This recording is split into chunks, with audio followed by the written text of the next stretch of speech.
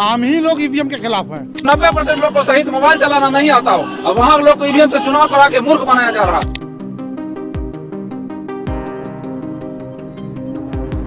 तो आम लोगों ने भी ईवीएम के खिलाफ हल्ला बोल कर दिया है। आपको कहीं कोई पॉलिटिकल पार्टी ईवीएम के खिलाफ धरना प्रदर्शन या संघर्ष करते हुए दिखा है? ये सब झूठ है कि विकास के नाम पर मोदी जी न लड़े हैं और न लड़ पाएंगे। कोई पार्टी जब हारने लगती है तो ईवीएम का कोई बात ही नहीं है, ढकोसला है।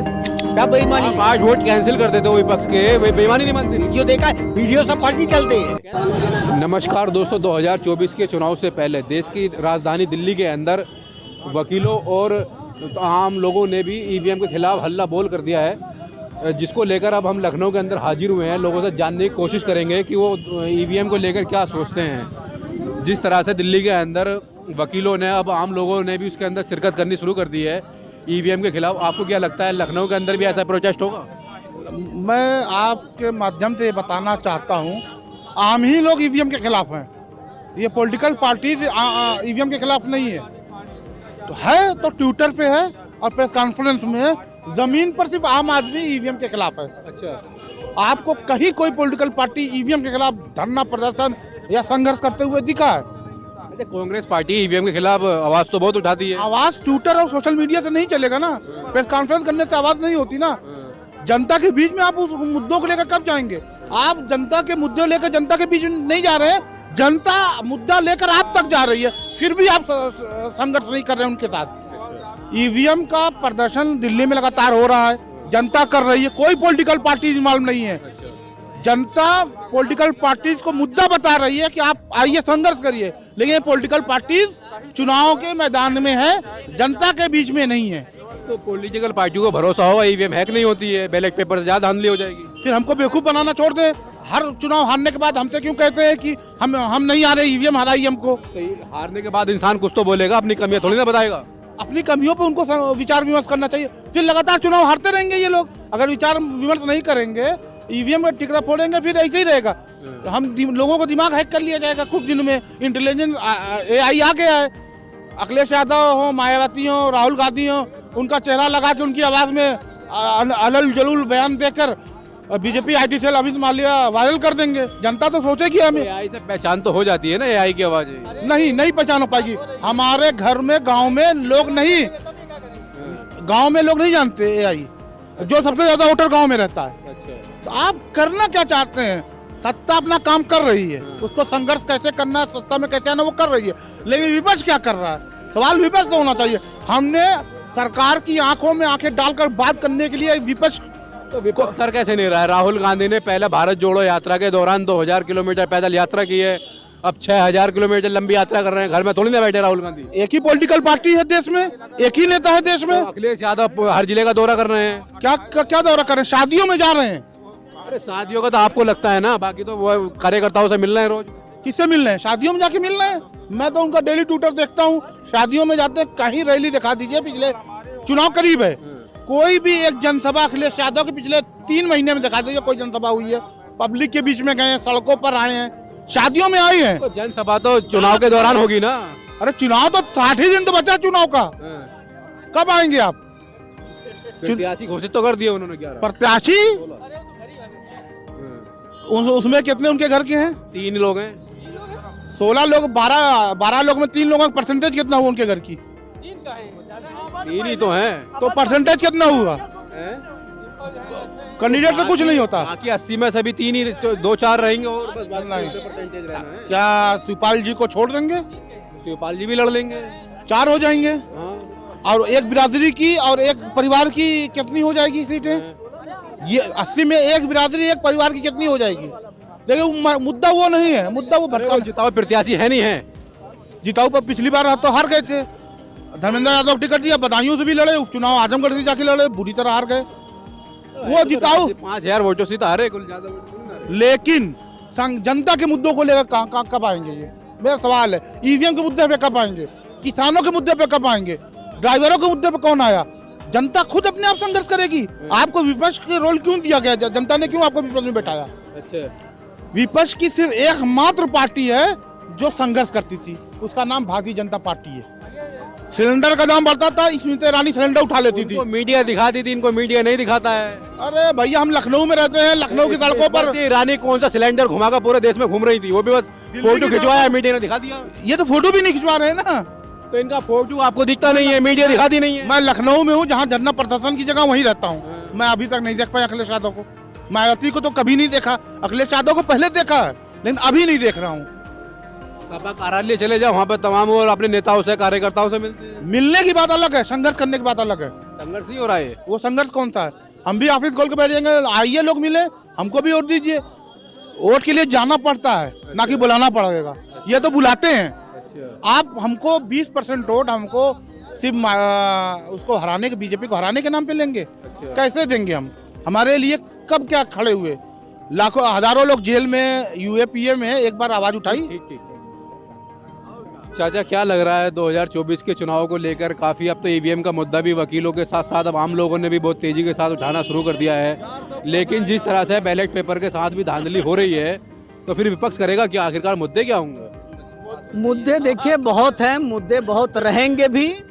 अब वो कितना क्या होगा 2024 में समय बताएगा। रही सवाल की बात ये है कि जो बातें लोग कर रहे हैं कि 2024 में क्या होगा, होने के लिए तो कुछ भी हो सकता है। होने के लिए समय के, आने वाले समय के बारे में आज कोई धरती पर ऐसा नहीं है जो बता दे कि होगा क्या। रही सवाल की बात, जो कुछ लोग हैं वो ये समझते हैं कि भाई धर्म के नाम पर ही मोदी जी लड़ सकते हैं। ये बात फैक्ट जान लें कि विकास के नाम पर मोदी जी न लड़े हैं और न लड़ पाएंगे। हाँ, विकास के नाम पर नहीं लड़ पाएंगे। लेकिन सरकार तो दावा कर रही 2 करोड़ नौकरियों का, 1 करोड़ घर बनाने का, और हर जगह गैस सिलेंडर देने का वादा करती है, टॉयलेट बनाने का वादा करती है, दावा करती है। तो फिर आपको कैसे नहीं लग रहा है विकास के नाम पर चुनाव नहीं लड़ रही? मैं आपको एक बात बता दूं, आप मुझे एक भी भाषण बता दीजिए, एक सिंगल भाषण कि मोदी जी या अमित शाह जी या कोई भी उनका नेता जिसने जो योजनाएं लागू किया, जैसे नोटबंदी की योजना, जीएसटी की योजना, या आप 2 करोड़ की बात कर रहे हैं या 15 लाख की बात कर रहे हैं, क्या ये कहने के बाद वो कभी इस मुद्दे पर इलेक्शन लड़े?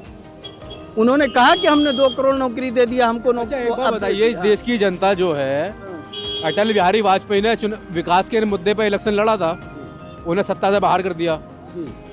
इस देश, अखिलेश यादव ने विकास के मुद्दे पर चुनाव लड़ा, सत्ता से बाहर। तो इस देश की जनता को विकास पसंद नहीं है, तो नेता क्या करे? नेता तो धर्म के मुद्दे पर आएगा, जाति के मुद्दे पर आएगा। अब आप ये जब बात कर रहे हैं, ये आपकी बात सच्चाई से बिल्कुल मिली हुई है, इसमें नहीं दो राय है। विकास के नाम पर अटल बिहारी वाजपेयी जी सर्वमान्य नेता थे, उनको हर शख्स पसंद करता था, इसमें कोई दो राय। हर पार्टी में, विपक्ष में भी उनकी लोकप्रियता बहुत ज्यादा थी। अटल बिहारी वाजपेयी जी को न लाइए बीच में, उनकी लोकप्रियता बहुत थी। मैं मुद्दे की बात नहीं, मैं बोल रहा हूँ, जो आपको बता दूं बहुत साफ बात, आपने कार्ल मार्क्स के बारे में सुना होगा। बिल्कुल सुना है। जर्मनी का बहुत बड़े विचारक, बहुत बड़े सब कुछ थे, लेखक थे, विचारक थे, राजनीतिक थे। उन्होंने कहा था कि धर्म एक अफीम की गोली की तरह है, जितना खाओगे नशा उतना चढ़ेगा। इस वक्त वही बीजेपी जान रही है, धर्म की अफीम की गोली खिला रही है। जो चीज़ धर्म में कहा जा रहा है, चूंकि मैं मुस्लिम हूं तो मैं किसी धर्म के बारे में नहीं बोल सकता, लेकिन मैं इतना जानता हूं कि कोई भी भगवान, जिन्हें आप भगवान कह रहे हो, वो पूरे ब्रह्मांड के लिए होते हैं, किसी एक व्यक्ति के लिए नहीं होते। उसमें ठेकेदारी नहीं होती। धर्म में, किसी भी धर्म में, चाहे मुस्लिम हो, हिंदू हो, कोई भी धर्म हो, अगर इसमें ठेकेदारी हुई तो इसका मान के चलिए कि आप संकीर्ण मानसिकता के गुलाम हैं। अच्छा। ये संकीर्ण मानसिकता है। अच्छा। आप भगवान को कैसे बांध सकते हो भाई? अच्छा। सर्व समाज, जिसने सृष्टि की रचना किया हो, जो सृष्टि का रचयिता हो, ठीक है, वो किसी एक 2024 के लिए के नहीं हो चुनाव को सकता। लेकर हमारा ओपिनियन है, लोगों से पूछ रहे हैं। देखिए, आपका जो भी ओपिनियन हो, बात जब धर्म की आती है तो आदमी ये नहीं सोच पाता। हमको, अगर हम अपने ग्रंथों को पढ़ें, अपने धार्मिक ग्रंथों को ठीक है, वो आपकी प्रेरणा सही है, लेकिन देश की जनता जो है वो धार्मिक है और धार्मिक मुद्दों पर वोट देती है। धार्मिक मुद्दों पर धार्मिक किसी एक पार्टी की ठेकेदारी थोड़ी धर्म है। अगर एक पार्टी की धर्म और ठेकेदारी हुई तो आप कैसे उसको धर्म कहेंगे? धर्म एक अलग चीज है, किसी पार्टी से नहीं है। यहाँ जितने लोग खड़े हैं हिंदू धर्म को मानते हैं, कोई किसी पार्टी में है, कोई किसी पार्टी में, तो आप क्या कहेंगे कि वो हिंदू नहीं है? ये कैसे हो सकता है कि सर्टिफिकेट दे रहा है? अरे भाई आप सर्टिफिकेट दे रहे हो कि नहीं सिर्फ भाजपा वाले ही हिंदू हैं, ये कैसे हो सकता है? अखिलेश यादव पूजा नहीं करते हैं या रामचंद्र जी को नहीं मानते हैं? कौन नहीं मानता ये बताइए? कौन सा ऐसा शख्स है जो पुरुषोत्तम राम जी को ना मानता हो? अब अगर आप कह दो नहीं जब हमसे मिलोगे तब भगवान जी को मानोगे, ये कैसे हो सकता है? ये कैसे हो सकता है?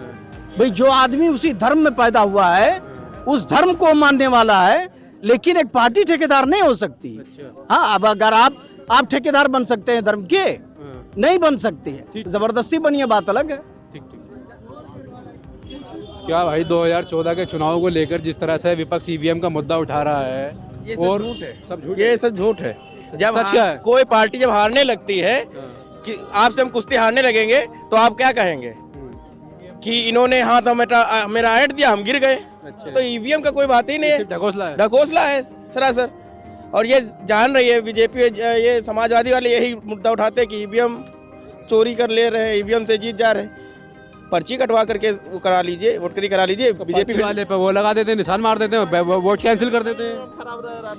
भैया ये बताइए जब कहीं से इनकी सीट निकल जाती है तो ईवीएम नहीं खराब होता है क्या? ये इसका बताइए आप। उसी का तो सवाल है। तो वही तो हम कह रहे हैं कि ये ईवीएम को लेकर के चालू कर देते हैं। पूरे विपक्ष से इस्तीफा दिलवाइए जहाँ जहाँ सरकारें हैं विपक्ष में, तब दबाव बनेगा कि ईवीएम से न करा के बैलेट पेपर से चुनाव कराया जाए। सरकार तो चाहती है। नहीं विपक्ष से मैं कह रहा हूँ, विपक्ष से कह रहे हैं कि जहाँ जहाँ उनकी सरकार बहिष्कार कर दे विपक्ष, बहिष्कार कर दे, या तो जहाँ जहाँ सरकारें हैं सबको कहिए इस्तीफा दे दें।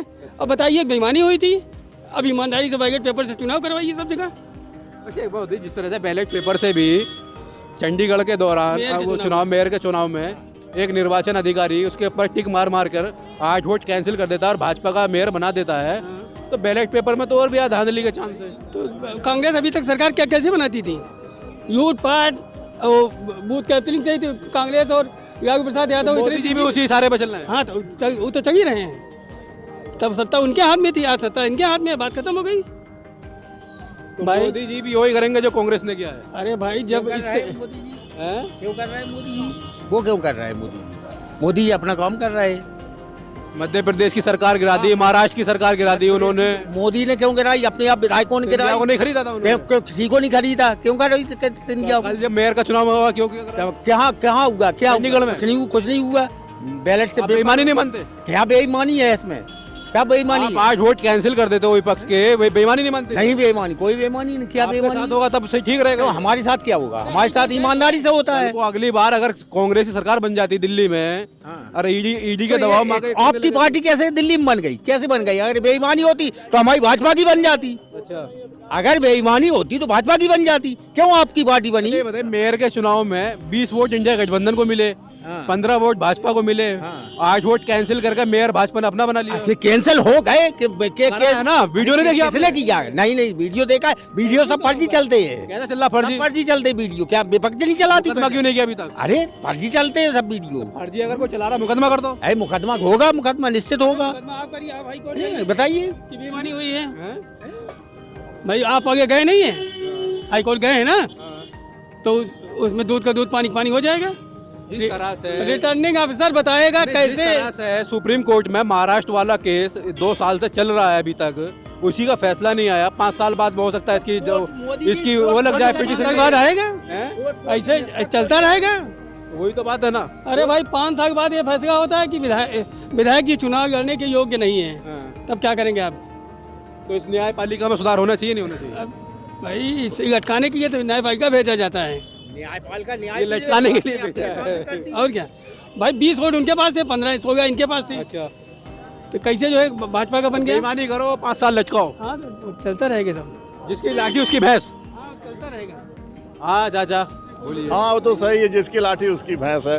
लोग जब चुनाव हार जाते हैं तो कहते हैं ये मशीन खराब है, वो खराब है, दंगे। और जब तो चुनाव जीते हुए को हरा दिया, 8 वोट कैंसिल करके। नहीं, जब जीत जाते हैं, आजमगढ़ की 7 सीट पर सपा जीती है, तो क्या वहाँ नहीं खराब हुई? हाँ वहाँ नहीं खराब हुई। और जहाँ हार जाते हैं वहाँ खराब हो गई। विपक्ष वाले लोग ये कहते हैं कि मोदी जी एक छोटा लॉलीपॉप देकर बड़ा वाला मछली पकड़ लेते हैं।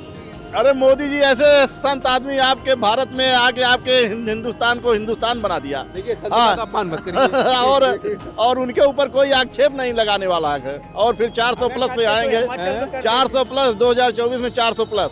ईवीएम पे इतना भरोसा है? हाँ, 4 नियम नहीं उनके। होगा चुनाव, निष्पक्ष होगा चुनाव। ईवीएम पे क्या होगा, जनता द्वारा होगा भारत में चुनाव। लोकसभा सीटें कितनी है? 543। और अभी भारतीय जनता पार्टी का केरल में, तमिलनाडु में, आंध्र प्रदेश में, तेलंगाना में कितना वो है जनाधार है? जनाधार जितना है होगा वहाँ सीटें 128। हाँ 128। यहाँ हमारे उत्तर भारत में कितनी है? माइनस कर लीजिए। कर्नाटक भी आता है। तेलंगाना समझिए भाई, 128 में तेलंगाना भी आता है, कर्नाटक भी आता है दक्षिण में। तो वहाँ क्या अलग से आएंगी क्या? तो 400 सीटों में तो बिल्कुल पूरे उत्तर भारत में सुपड़ा साफ कर देंगे। हाँ एकदम 100%। एक भी सीट किसी को नहीं मिलेगी। ऐसे बयान देते रहेंगे विपक्ष वाले मंदिर के खिलाफ, तो एकदम शून्य हो जाएंगे। अच्छा।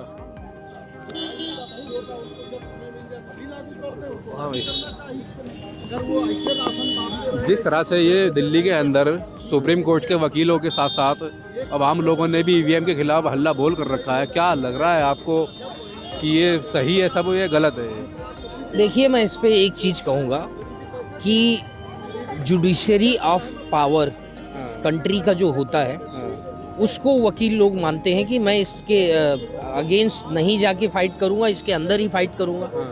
और कभी भी किसी राजतंत्र पे प्रेशर लगाने के लिए, क्योंकि देखो कहीं न कहीं से कोई कमज़ोर नब्ज तो सरकार की रहती है। और उस दुखती नब्ज पे हाथ रखना विपक्ष को किसी भी एजेंडे के साथ करना ही करना है। चाहे बीजेपी खुद विपक्ष में थी तो वो दुखती रग पे हाथ रखती थी। अच्छा। और रही वकीलों की बात की, वकीलों ने ऐसा क्यों किया, तो देखिए अभी कुछ समय से वकीलों की जो क्या कहते हैं, एक होता है नहीं, reputation of market image in the क्या कहते हैं कंट्री लेवल के जितने प्रोफेशनल्स हैं, उसको इन्होंने सब्सिडाइज करने के बजाय सरकार ने इनको मोर बर्डनेबल कर दिया कि वकीलों के ऊपर ज़्यादा बोझ दिया गया। अच्छा। और ऐसे में भाई वकील तो बहुत ज़्यादा हो गए, इस पेशे को बहुत नुमाइंदगी मिली, बहुत नाम मिला।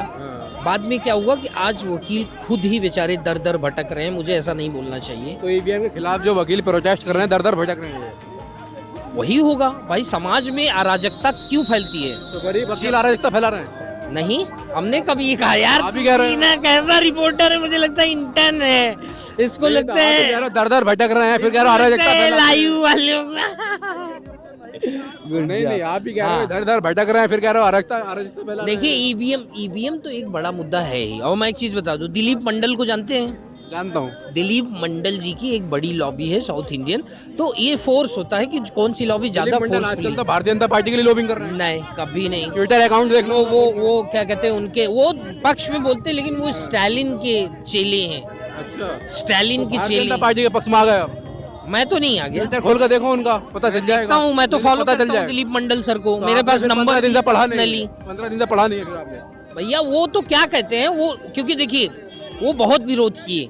जब उनको समझ में आ गया कि भैया अब कुछ नहीं होने वाला, बस अब ठीक है। तो अब ऐसे में हम किसी को ब्लेम नहीं कर सकते भाई साहब, ये देश है। क्या लग रहा है 2024 में जो ईवीएम का मुद्दा बना रहा है विपक्ष बार बार, और अब वकील भी उसमें साथ आ गए हैं कि भाई ईवीएम में धांधली हो रही है, इसलिए भारतीय जनता पार्टी जीत रही है, आपको क्या लग रहा है? हाँ, ईवीएम हटेगी इस बार। ईवीएम हटेगा और बैलेट पेपर से चुनाव होगा। और बैलेट पेपर से तो और ज्यादा धांधली होने का चांस नहीं, बैलेट पेपर धांधली नहीं हो पाएगी ना। और ठप्पा दूसरा लगा दो। ऐसा नहीं है, ऐसा नहीं है। उसमें धांधली नहीं हो पाएगी। जितने तौर पे देखिए 1-8% तो वो ईवीएम हो या जो भी हो, 1-8% कोई मतलब नहीं है। लेकिन जो ईवीएम से जो धांधली हो रही है, ये कम से कम 20% से 25% धांधली हो रही है। और जब बैलेट पेपर से चुनाव होगा तो समझ में आ जाएगा कि जनता किसके साथ है। किसके साथ है जनता? जनता इंडिया गठबंधन के साथ है। इंडिया गठबंधन के साथ जी।